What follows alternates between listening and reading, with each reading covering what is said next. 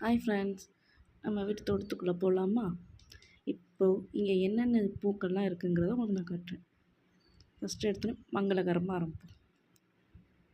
செவ்வந்தி, அடுத்தது கோழிக்கொண்டை, அடுத்தது வீட்டு வாஸ்துப்பூ. இது நாங்கள் ஆசையாக வாங்கி வச்ச பந்துப்பூ. அடுத்து வாடாமல்லி. அவ்வளோதான் ஃப்ரெண்ட்ஸ். இன்னொன்று பவளமல்லி இருக்குது. அது முளைச்சோன்னு உங்களுக்கு அடுத்த வீடியோவில் நான் போட்டு காட்டுறேன்.